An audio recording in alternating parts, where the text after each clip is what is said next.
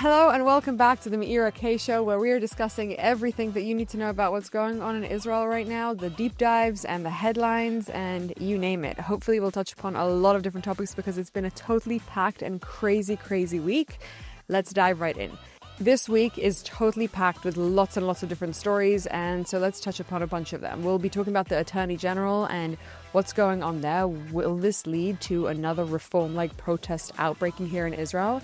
What's happening with our IDF? We have a new general in command. Hostage negotiations are frozen, and yes, we will be talking about Trump's tweet. Don't you worry. There was a terror attack in Haifa by a Druze citizen, which is random. We have new plans for Gaza. And of course, we're going to be touching upon the craziest thing that came out this week, which was the IDF's inquiry into what happened on October 7th. Was it a mistake? Did we know? Was it really the IDF or the Secret Service's fault? Let's talk all about that in this episode. So whilst Israel's in the midst of a war, which is kind of going up and down in its intensity and severity, we have had what's quite shaken up the country, an inquiry from the IDF into what happened on October 7th. Now, you're probably seeing all over the news that people are saying we shouldn't do an inquiry, we should do an inquiry, and I want to talk about this. There are two different levels of inquiries that we're discussing. Number one is one from inside the IDF. What happened inside, what happened with the intelligence, what went wrong? That's completely different to a government level inquiry, which is a much higher level conversation and discussion, and that is the thing that's being postponed. This week, the results of the IDF inquiry came out, and they are honestly heartbreaking. We saw things like not being able to wake up the people in charge of the intelligence coming in days before and being totally ignored, and many people who should have known about these things that were potentially going to happen, not knowing. The IDF and the Shabak, the Shin Bet, both publicly admitted to the fact that they were responsible. They just did not fulfill their jobs properly. And I think that's something that a lot of Israelis they know, we know, I know. It's a hard thing to grapple with because, you don't want to have that feeling that the IDF were responsible for this when you put so much trust and faith in them. And I will say this, as an Israeli, I completely, totally surrender to the IDF and salute them and applaud them and love them and do everything in my power to help them. But it's still heartbreaking to know that because of irresponsible behavior of people in our military, the travesty of October 7th happened.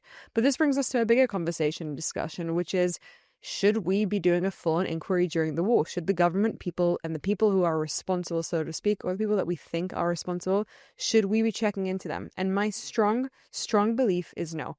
Obviously, I feel like people who are responsible need to stand up, admit it, and step down eventually. But I don't think that people should be stepping down right now. I feel like there is no stronger lesson than experiencing the responsibility of failing your job in the way that you did on October 7th. I don't believe that anyone in our leadership is happy or okay with what happened on October 7th. And I definitely don't think that leadership stepping down in the middle of the war is a good thing. I think we should avoid that at all costs, which is why I'm all for a government probe and investigation. But with a caveat, I think it needs to happen when the war is kind of over and behind us. But one of the big things that happened because of this inquiry is the head of the IDF has stepped down, and we have a new guy coming in, and his name is Eyal Zamir. And this is something that I think a lot of Israelis are feeling pumped about because it's quite clear.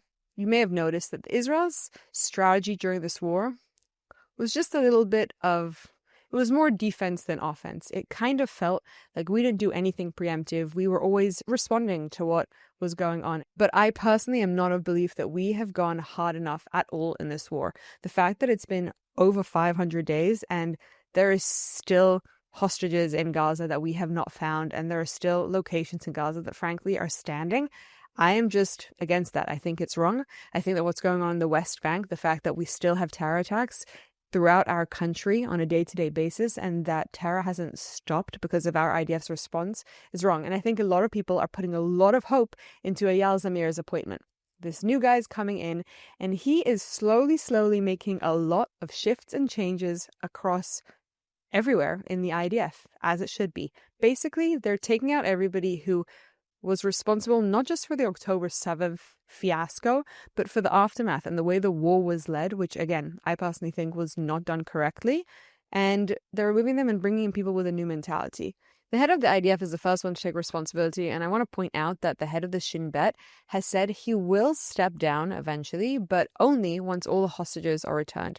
And unfortunately, I think we know that that kind of means that he's just potentially going to take a very long time to step down. Saying I'm going to step down when we reach the end of the war is allowing yourself to get away with not taking responsibility. It's kind of a great way of getting out of it. And I think a lot of people are calling him out for that. I also think so many people, just to play devil's advocate, are really, really angry that this inquiry came out and there wasn't more of a call to action. The inquiry comes out and everybody's heartbroken by the information that we're finding out. What do you mean you couldn't wake somebody up who's high level in security? What does that even mean? How did this not get to this prime minister's office? What are you talking about? It's just such an unbelievably frustrating thing to hear. And it feels like it's such a simple, low level mistake that everybody who had any sort of participation in this should be removed. And yet, they're not. So there's a lot of anger and frustration on the streets right now at the fact that the government's not being held accountable and that people aren't being held accountable. They're just stepping down if they'd like to. I hear both sides. I feel quite strongly that we should wait on an inquiry till afterwards. I also think that there are so many people who are involved in this on a personal level who will do everything to sabotage an inquiry. And there needs to be kind of the end of the war, a removal of the people who were involved, and then an inquiry into them, because whilst they're still in positions of power, they can really, really manipulate the entire investigation. At the same time, people also feel that they can be playing around to manipulate the investigation right now. And you know what? The truth is, I don't know that we're ever going to get the thing that we want from this investigation, which is a feeling of justice. There's never going to be any justice around October 7th. I think we have a lot of lessons to learn, and I think the IDF learning their lessons now is highly important. And frankly, I don't think our current government is ever going to be able to learn the lessons that they learned from this, because it's a flaw in our system and it's a flaw in the way that we deal with security. It's a flaw. The fact that we sit and allow for Hamas to grow and grow and grow and just kind of keep them at arm's length without actually saying a complete and total goodbye to terrorism is a flaw. And the investigation's never going to get us back what October 7th took from us. So you can feel by the anger and frustration that everybody's feeling right now here in Israel, specifically around the investigation. The investigation is just, in my opinion, a hope that there'll be some justice for October 7th. I don't think it's ever going to happen, and therefore I just don't think it should be the main topic of conversation right now. I think we need to move it aside, accept the fact that we really, really, really made mistakes here, try and learn whatever we can, specifically the IDF and our intelligence, and move forward. The time of reckoning will come, either by an inquiry or by God himself.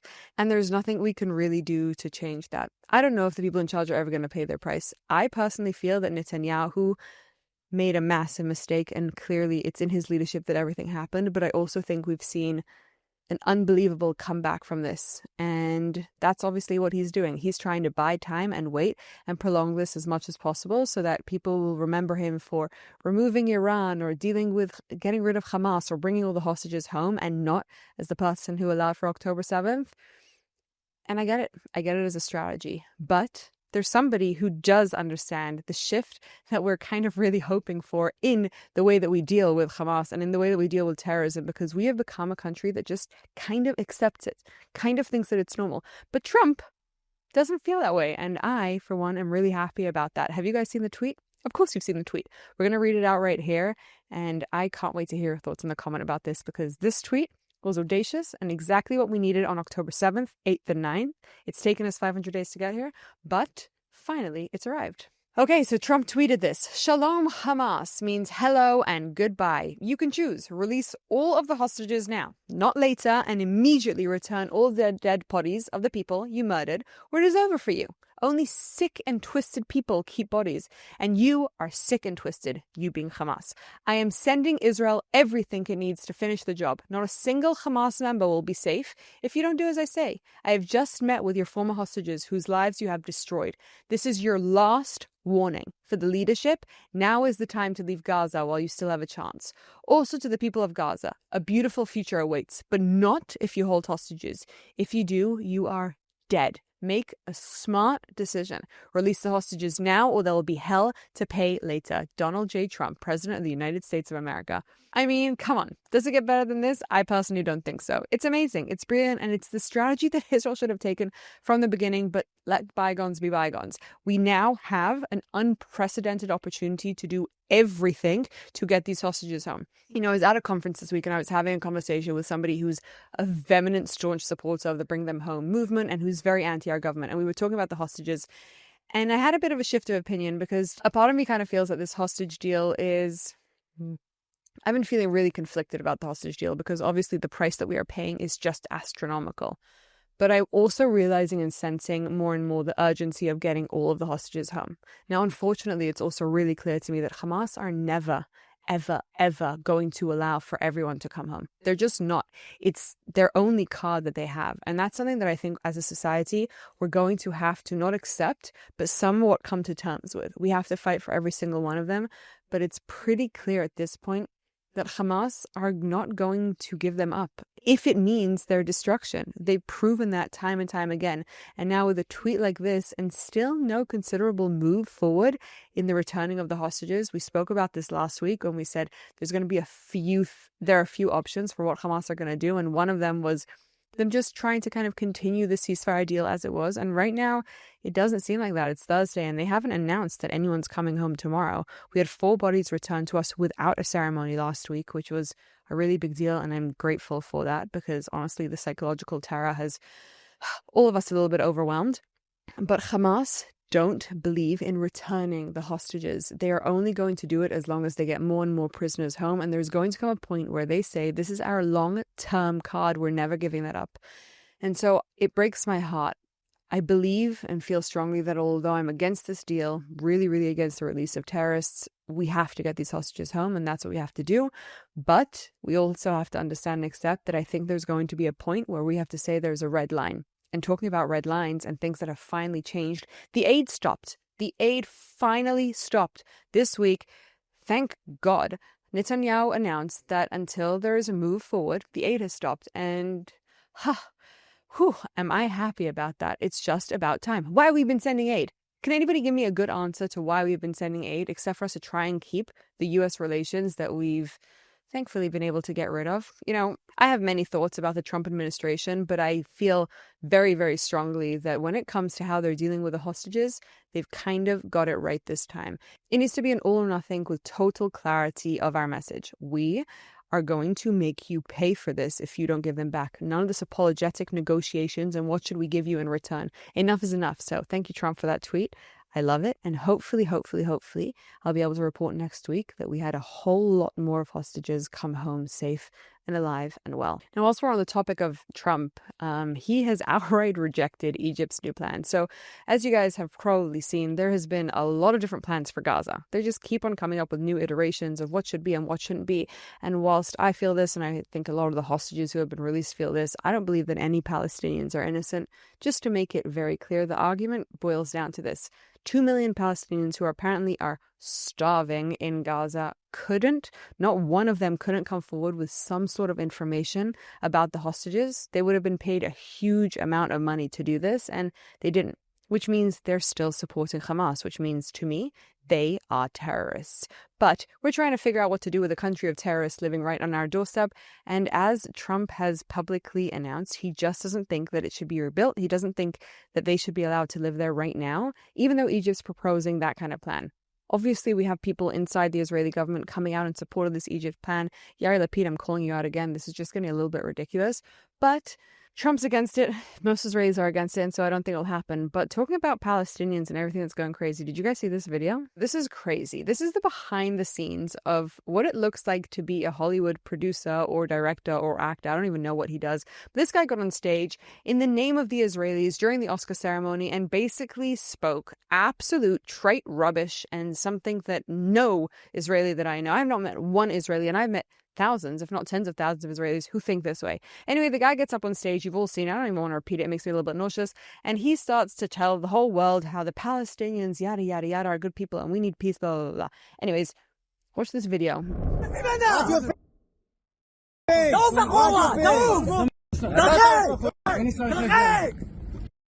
אני זז. מי אתה שתגיד משהו שאתה נוגע ככה בחיילים? תתבייש. אל תיגע בנשים. על ישראלי. מטרידן מינית. אל תיגע בנשים. מי נגעתי? במי נגעתי? עדיין סרט. Do you recognize them? Here, look at this picture. Do you recognize them? You've got one, you've got two. These are the guys behind the camera of their very innocent documentary that won an Oscar about the Palestinians. And yet, look, here they are inciting IDF soldiers, yelling at them, getting up in their face with the cameras. And if that isn't a Hollywood versus reality, I don't know what is. I am so sick and tired of self-hating Jews. I'm just sick and tired of apologetic Judaism, anti-Zionism, apologetic policies that make us look weak, that put our people at danger. I don't want to give any more airtime to the Oscars thing, but just as you see that on stage, somebody getting up there and clearly being so out of line with the reality of what's going on, I think this video is also a little bit nuts, and I want to talk about it. So if you're not clear with what we're watching here, this is, do you guys remember the Jaffa terrorist attack in which 9 people were killed during the Iran attack on Israel? So this is the house of one of the terrorists, one of the Palestinian terrorists. And as you can see, it's in the middle of Hebron, which is a super dangerous area. Our IDF soldiers are in this house putting in explosives, single, like dot by dot by dot, to blow up the house. Why are they doing this? To ensure that none of the houses in the surrounding area or none of the rest of the building falls, only specifically the Palestinian terrorist who killed our Israelis. I have so many thoughts on this. Talking about self-hating and not being proud and being apologetic as a Jew.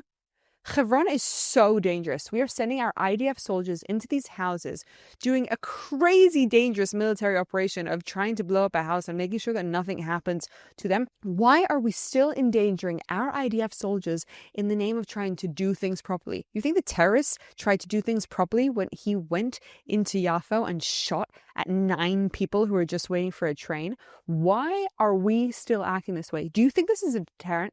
Does any person look at this and think to themselves, oh, the IDF is really succeeding in deterring terrorists from doing more terror attacks? I find this to just be nauseating video. Our soldiers should not be at the cost and expense of us trying to treat the Palestinians in a correct way. They don't give that to us, and I see no reason for us to give it to them, and definitely not to endanger our IDF soldiers. But that goes back to the conversation we were having before, where the whole country of Israel right now is just in the middle of these conversations and discussions where we are trying to figure out what are our red lines, how far should we go? And right now, with this new person coming in to run the IDF, we are really hoping that we are going to shift and change strategies to be much less apologetic, to go forward with the power of Trump's support and the administration, and to remove terror and to respond to terror in the proper way that it should be.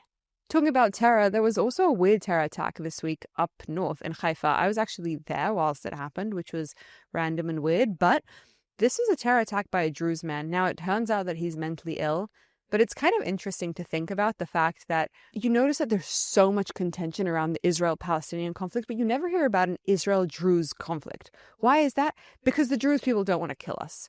Even though this Druze man, who was unfortunately not well, ended up killing somebody in a terror attack, because it was a terror attack, and it was unacceptable, it still doesn't mean that Israel's suddenly going after the Druze community. In fact, more than that, we've told the Syrian Druze that we would come in and help them if they started to get into any conflict with the new people running Syria. We don't create conflict with our neighbors. We like our neighbors. It's only when they come in again and again and again telling us that we should die and that they're willing to kill themselves to make that happen that we have a problem. We love the Druze community. We support them and we live at peace with them.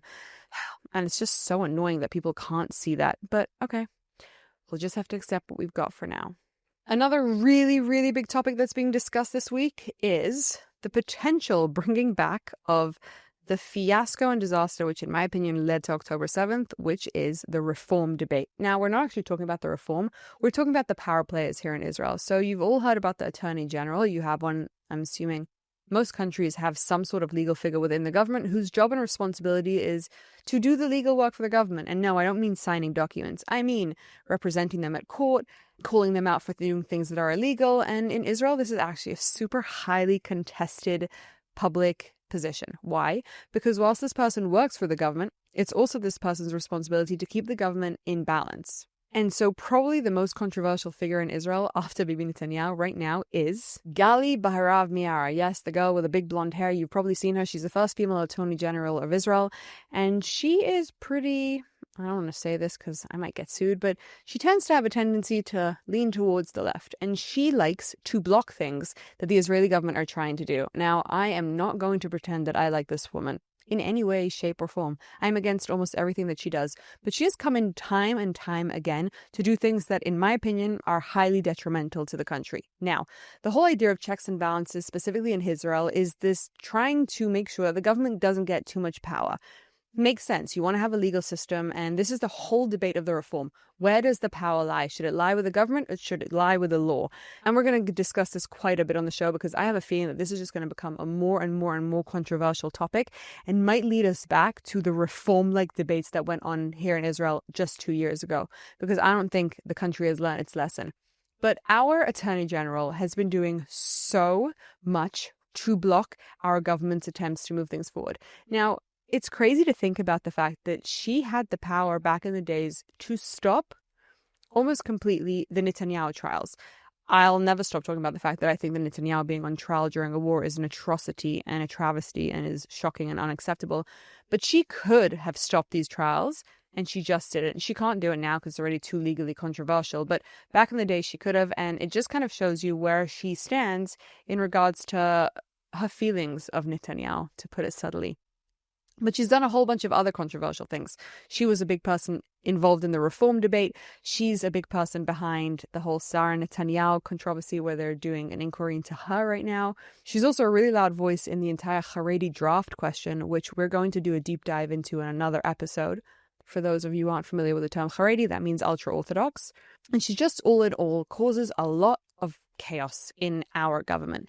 And so they're potentially thinking of getting rid of her. It's not such an easy thing to do to get rid of a figure like this, who's obviously supposed to keep the government in check, but they're going to try at least to remove some of her power because she just keeps coming in and stepping over her boundaries and her job description, which in fact is not actually in law. This is what's interesting about our Attorney General. Kind of like our Supreme Court, we don't have a very strong description of what they can and what they can't do.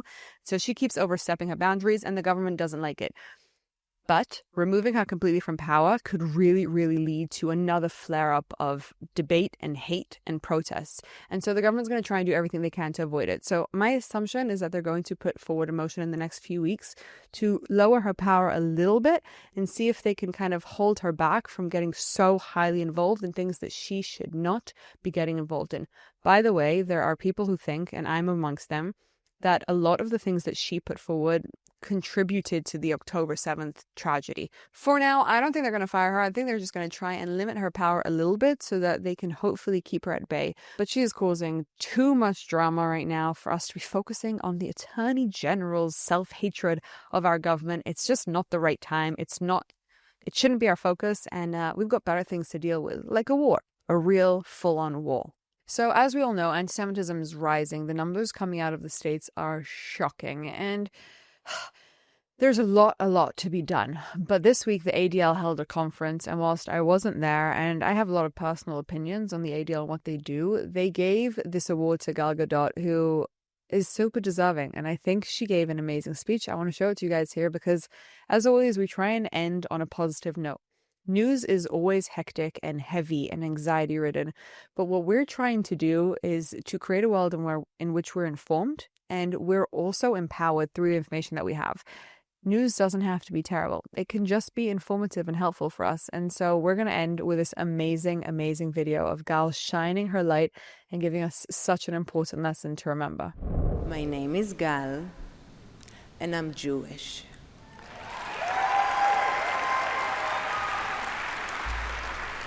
Isn't it crazy that just saying that, just expressing such a simple fact about who I am, feels like a controversial statement?